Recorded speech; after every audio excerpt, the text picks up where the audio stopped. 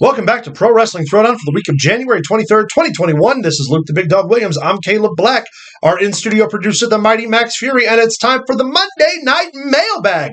Two big requests come to us this week. First from a fan named Nick Opoletsky, asking us to review an episode of WWF Superstars. To be exact, you can find this episode of Superstars on the network. It is the January 23rd, 1993 episode. Luke, take it away. The show was recorded at the Freeman Coliseum in San Antonio, Texas. Like you said, January 23rd, 1993. It's WWF 93, kids, so strap in. Yeah. Vince McMahon, Jerry Lawler, and Randy Savage are at the commentary table. Yeah. Building for the Royal Rumble of 94, which, as you know, was the first year that two people won. Yep. This week, we have an interview with Bret Hart. In action is The Undertaker, Bam Bam Bigelow, Kamala, and Marty Jannetty. None of them are wrestling each other. It was Shawn Michaels. All right, opening match. Threw him through a window. Yeah. The Undertaker with Paul Bearer takes on Dave Cigarrero.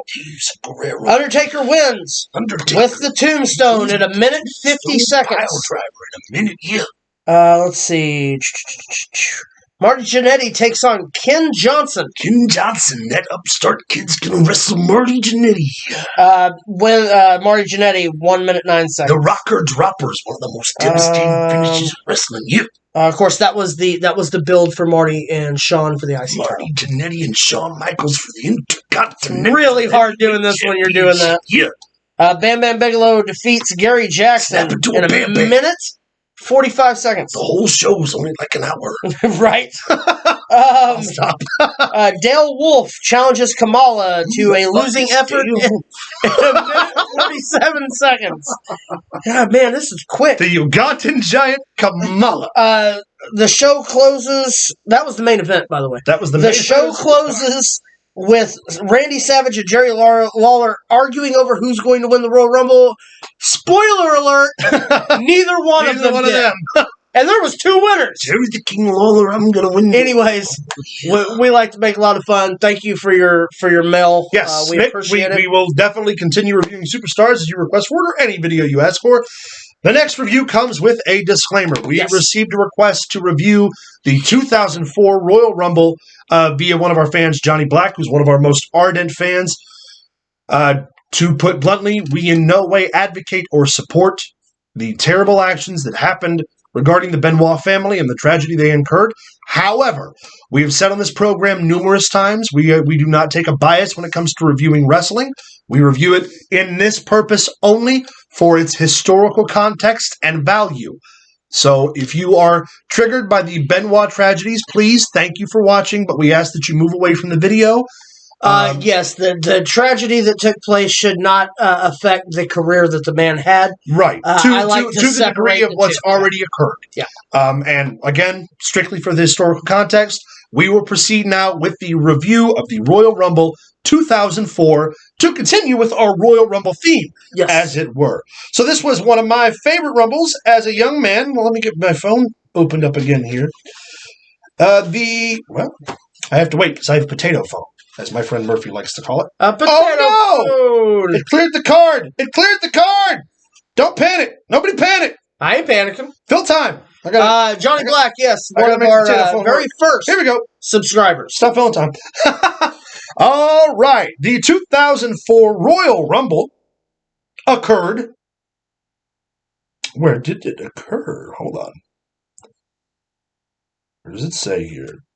It doesn't. Hold on. We'll get there. Everybody calm down. Everybody calm down.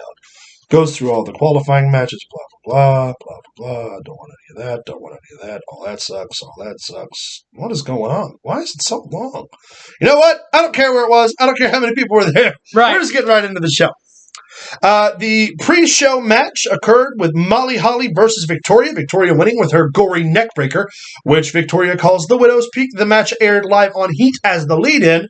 Man, I missed those days. I was just about to say, man, I miss pay-per-view days. Yeah. Like, I love having the network. But one thing I remember as a kid is not being able to watch the pay-per-views, but I always looked forward to Heat, and I loved the recaps on Monday Night Raw. For some reason, that was just like, I so looked forward to knowing what happened. The thing most about Heat that I liked is pay-per-view day, you got to see the set. Yeah.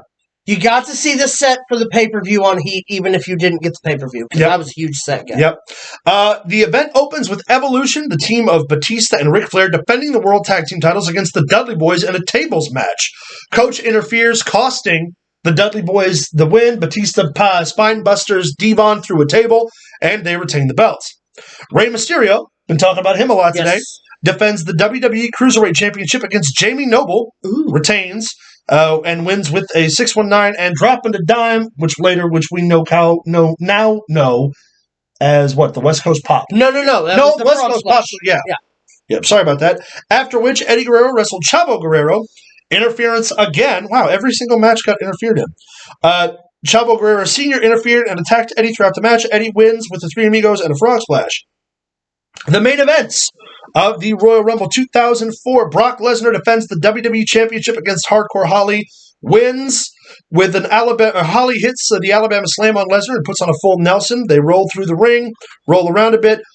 Lesnar picks up an F5 victory with an F5. It's interesting to me to note because I really thought, I was so invested, I really thought this was going to be Bob Holly's chance. Yes. Because Bob Holly was never a main event star. It was right after he come back from the broken arm. And they were elevating him so much, and he was having those really gritty, hardcore fights with Lesnar on SmackDown. Very good angle for Bob Holly. Yeah, for sure. And just part of me was like, man, please let Bob Holly win. I want Hardcore to be the champion. And of course, he loses to Lesnar. Lesnar would later go on to drop the world title to Eddie Guerrero at No Way Out, via interference from Goldberg, which would lead to the Goldberg-Brock Lesnar match, in which Stone Cold won. The following WrestleMania, Eddie Guerrero would then defend the world title against Kurt Angle. Eddie Guerrero would win by untying his boot. Kurt Angle would apply the ankle lock. Eddie would roll out and hit him. Ended up. Did he schoolboy him or small packaged him when he rolled through, which was so cool. Oh yeah! In one of our collective favorite matches, for sure. The returning Shawn Michaels ends his return feud with Triple H. At least in the increments in which they had it.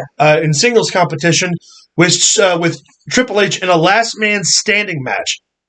H goes for the pedigree on Michaels onto a chair, but Michaels countered it and dropped H onto a chair. Michaels then attempts the Sweet Chin Music, but Triple H low blows him. H hits a DDT and a pedigree, but Michaels stood up at 9. Michaels then hit Sweet Chin Music on Triple H, but fell himself, resulting in the match ending in a draw. The reason he fell was due to excessive blood loss. Right. Passed out. We would then go to the Royal Rumble match in its entirety, which I'm not going to sit here and name every single thing that happens. Benoit's the first entrant in, lasts over an hour, wins the Royal Rumble. By eliminating the Big Show. Who was actually the odds-on favorite to win the Royal Rumble that year. Would go on to WrestleMania to wrestle Triple H and Shawn Michaels in a triple threat match. Interesting to note there that it was decided to be a triple threat match because Shawn Michaels did not technically lose the Royal Rumble and was the first triple threat match at WrestleMania for a world title in the main event. Yeah, it was the first time that the main event was not one-on-one. Yeah. Chris Benoit would end up winning with a crossface on Triple H. Triple H tapping out. Shawn Michaels got so bloody and comes in for that last desperation super kick, which was beautiful. And then, of course, that WrestleMania closes with that beautiful moment we all remember. Eddie Guerrero, Chris Benoit holding their world titles as, the confetti falls and they hugged each other. So go ahead and check out that Royal Rumble. Go ahead and review that WrestleMania. That's your recap of the 2004 Royal Rumble. Thank you very much for the suggestion, Johnny Black. Thank you, Nick. Anybody else who might have a suggestion for something they want us to review or talk about, you know what to do. Leave us a comment down below after you like and subscribe. Send us an email at prowrestlingthrowdown@gmail.com. Find us on Twitter at prowrestlingtd. Find us on Facebook at facebook.com/prowrestlingthrowdown. And stay tuned because we got more videos coming to you, one of which I'm super looking forward to because it's time. I think it's time. Let me double check. I don't want to be wrong. That's happened too much today. Oh, it's not quite time yet, but it's coming. It's coming. Stay tuned.